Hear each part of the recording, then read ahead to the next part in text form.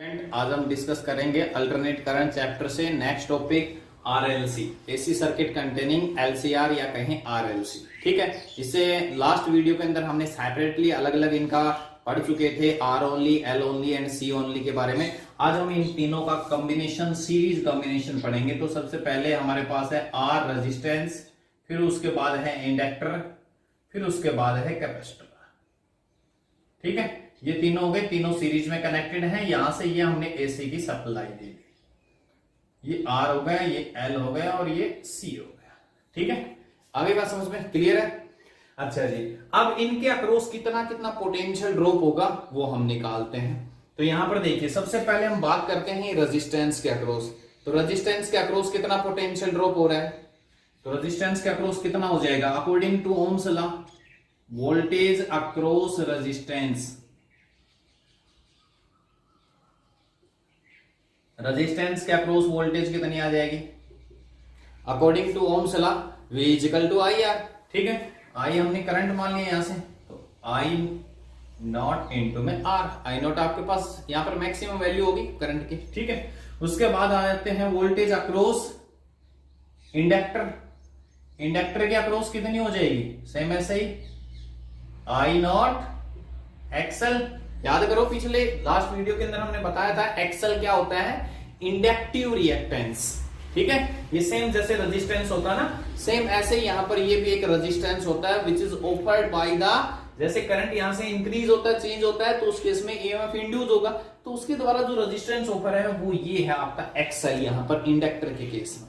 ठीक है, इंडक्टर के अंदर जो वोल्टेज है वो आपकी लीड्स बाय होती है करंट से π/2। ठीक है, अब हम बात करते हैं वोल्टेज अक्रॉस कैपेसिटर। कैपेसिटर के अक्रॉस बात की जाए तो क्या जाएगा? I not XC, capacitive reactance. XC क्या था हमारे पास? Capacitive reactance. तो ये इन सभी के अक्रॉस वोल्टेज ड्रॉप होगी, इन सभी के अक्रॉस। ठीक है, यहां पर करंट आपका इन सभी के साथ सेम फेज में है। ठीक है, सेम एम्पलीट्यूड। अब यहां पर हम बात करते हैं आपके पास, इसी के अंदर हम बात करते हैं फेजर डायग्राम की। तो एक बार फेजर डायग्राम को और देखिए, इसी के अंदर सारा, इसी के अंदर सारा जो चलेगा वो फेजर डायग्राम के बेस चलता है। ठीक है, ये ले ली मैंने वोल्टेज ई नोट, यहां से जो हम ईएमएफ हमने सप्लाई दिया है वो ले लिया। ठीक है, ये हमने एक्स एक्सिस को यहां पर रिप्रेजेंट कर दिया करंट,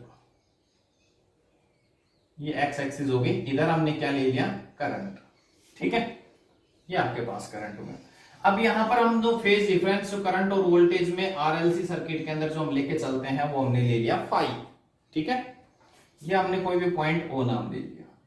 चलिए अब आते हैं, तो यहां पर हम बात करते हैं सबसे पहले वोल्टेज अक्रॉस रजिस्टर। रजिस्टर के केस में करंट और पोटेंशियल, या मतलब ईएमएफ कहें, ठीक है, इनके अंदर फेज डिफरेंस कितना होता है? 0, सेम फेज में होते हैं दोनों। तो ये हो गया आपके पास, इस साइड में हमारे पास हो गया रेजिस्टेंस। ठीक है, तो ये हमने शो कर दी यहां पर VR, वोल्टेज अक्रॉस रजिस्टर। ठीक है, ये यहां तक समझ गए। इसको पॉइंट नाम दे दिया हमने A पॉइंट। ठीक है, ये हमारा पॉइंट हो गया, मान लो B। क्लियर हुआ? अब नेक्स्ट स्टेप पे आते हैं, वोल्टेज अक्रॉस इंडक्टर। इंडक्टर के अक्रॉस कितनी होगी? आई नॉट एक्सएल। अब याद कीजिए, इंडक्टर के अंदर वोल्टेज आपकी लीड्स बाई थी करंट से, कितना? π/2। π/2 वोल्टेज है इससे। ठीक है, तो ये हमने यहां शो कर दिया voltage across inductor VL।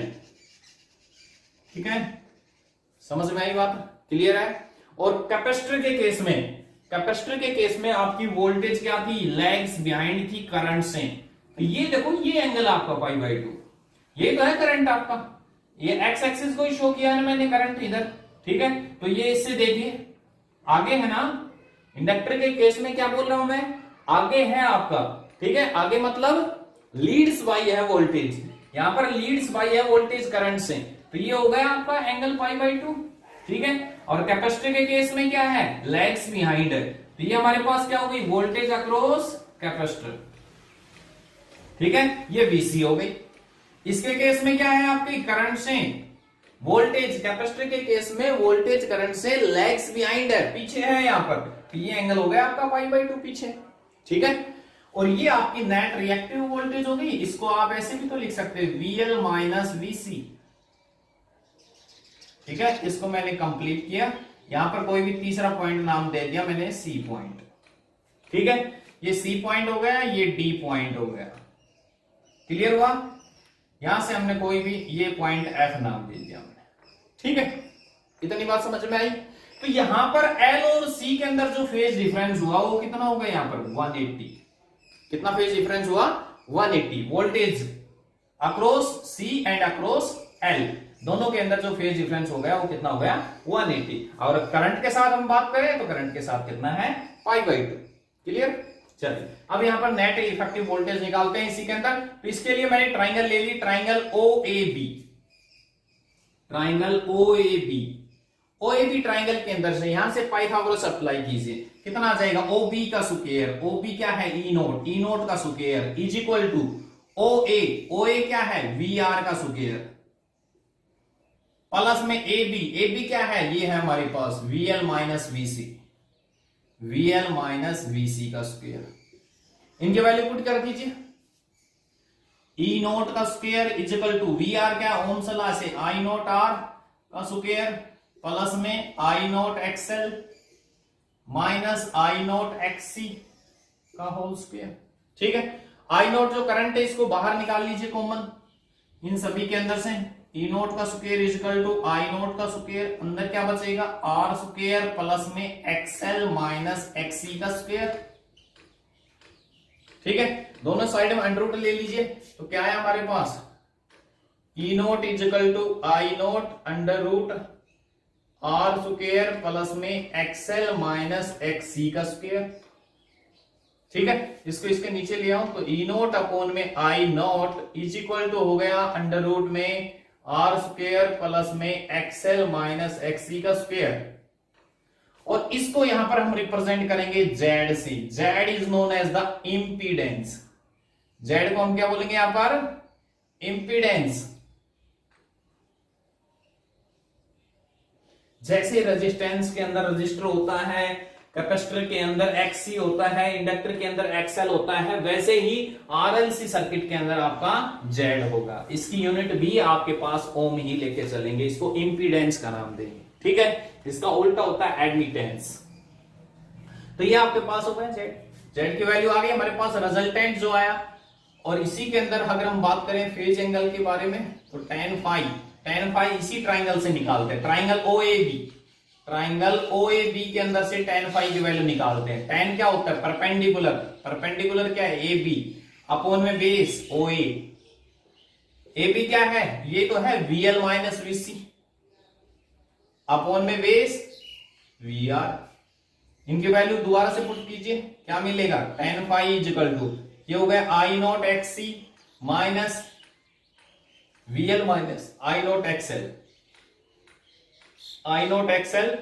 Minus I note XC upon में I note R। I note को कॉमन लेके कैंसिल आउट कर दो, क्या मिला हमारे पास? tan phi is equal to XL minus XC upon में R। ठीक है, तो ये हमारे पास phi हमारे पास क्या एक्चुअली में? फेज। ठीक है, यहां पर फेज डिफरेंस है किसके बीच में? करंट और वोल्टेज के साथ। क्लियर हुआ अच्छी तरह से? चलिए अब हम नेक्स्ट इसके अंदर 2-3 केसेस बताते हैं आपको। सबसे पहला केस, जब आपका करंट और वोल्टेज हमारा सेम फेज में लाई करे। ठीक है, ये आपने इसी तरह से वीडियो को पॉज करके नोट कर लीजिए, समझ लीजिए। अब हम बात करते हैं स्पेशल पहला केस। ठीक है, केस नंबर फर्स्ट की अगर मैं बात करूं तो उस केस में जब आपका XL XC के बराबर होगा। ठीक है, करंट और वोल्टेज सेम फेज के अंदर होंगे, तब XL XC के बराबर होगा तो Z किसके इक्वल आ जाएगा? R के। इसको बोलेंगे नॉन इंडक्टिव। ठीक है, क्या बोलेंगे इसको? Non inductive circuit. Second case, जब XL की वैल्यू ज्यादा होगी XC से।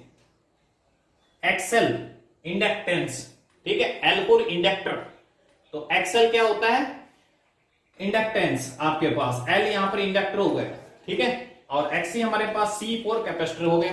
ठीक है, तो यहां पर आपके पास एक्सएल की वैल्यू जब ज्यादा होगी एक्सी से तो इसको बोलेंगे इंडक्टेंस डोमिनेटेड, ठीक है, या इंडक्टिव डोमिनेटेड, या कह सकते हैं इंडक्टेंस डोमिनेटेड, इंडक्टेंस डोमिनेटेड, ठीक है। और तीसरा केस, यहां पर एल के केस में वोल्टेज आपकी आगे होती है करंट से, फेज डिफरेंस π/2, ठीक है। तीसरा केस यहां पर हम बात करते हैं X L is less than XC, XC की वैल्यू ज्यादा होगी तो उसको बोलेंगे कैपेसिटेंस डोमिनेटेड, कैपेसिटेंस डोमिनेटेड, ठीक है।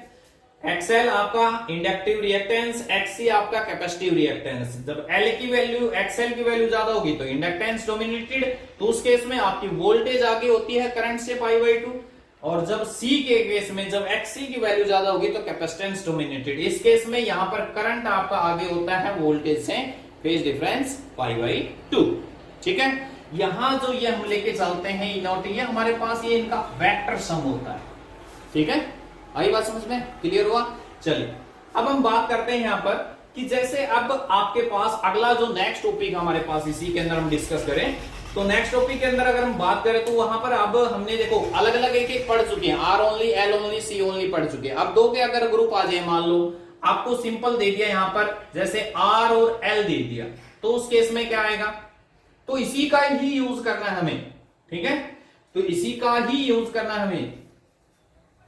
तो अब देखिए अगर हम मान लो सपोज करो हमारे पास आर और एल ओनली आ जाता है, ठीक है, तो यहां से कैपेसिटेंस को हटा देंगे और जेड हमारे पास क्या बन जाएगा, अंडर रूट में आर स्क्वायर प्लस में एक्सएल का स्क्वायर, ठीक है। सिमिलरली tan फाई हमारे पास क्या आ जाएगा, एक्सएल अपॉन में आर, ठीक है। और अगर आपके पास मान लो आर और सी आ जाता है तो सी को यहां रहने देंगे, एल को हटा देंगे, फिर यहां से एल का एक्सएल की जगह एक्सी आ जाएगा, समझ गए बात को। तो अगर दो दो का ऐसे ग्रुप में आ जाता है आर ओनली एल ओनली, तो उस केस में हम ऐसे करेंगे, ठीक है। इसी के अंदर एक छोटी सी बात करते हैं, ये है हमारे पास एक राइट एंगल ट्राइंगल ले ली हमने, इसको बोलेंगे इंपीडेंस ट्राइंगल, ठीक है।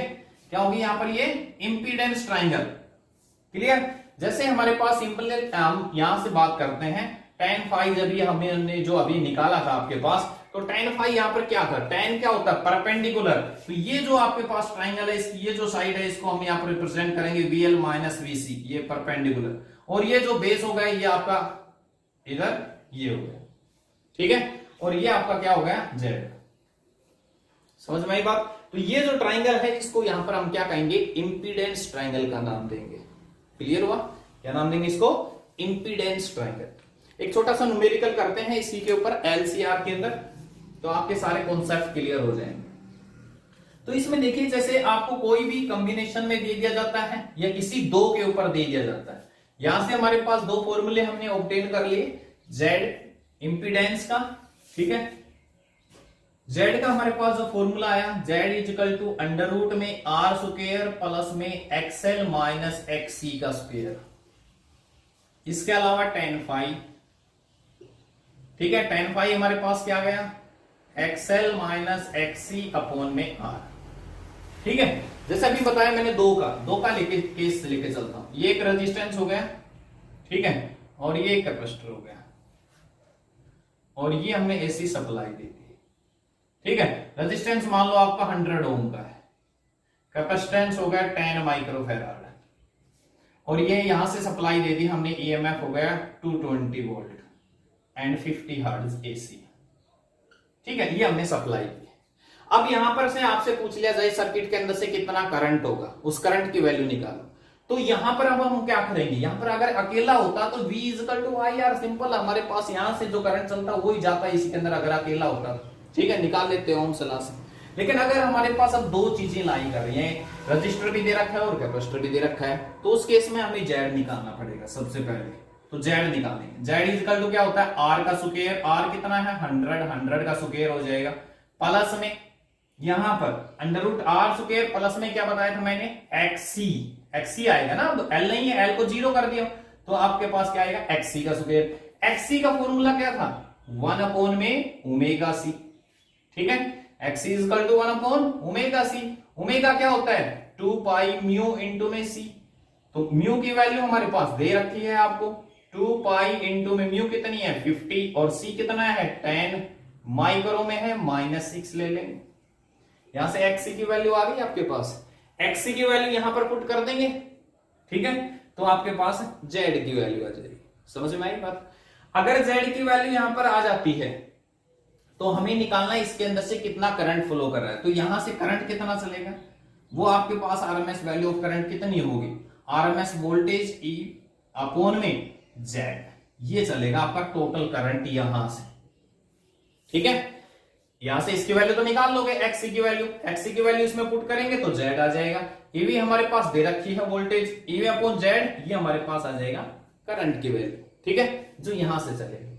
अब आपसे इसी में पूछ लिया जाता है कि इसके अक्रॉस कितनी पोटेंशियल, कितनी वोल्टेज होगी, तो इसके अक्रॉस निकाल देंगे, V इक्वल टू इसके अक्रॉस क्या आ जाएगा भाई, आई नॉट इंटू में आर, आई यहां से आ जाएगा आपके पास, ठीक है, करंट की वैल्यू और रेजिस्टेंस हमें दे रखा है, इसके अक्रॉस निकालेंगे आई नॉट एक्सी हो जाएगा वोल्टेज, ठीक है।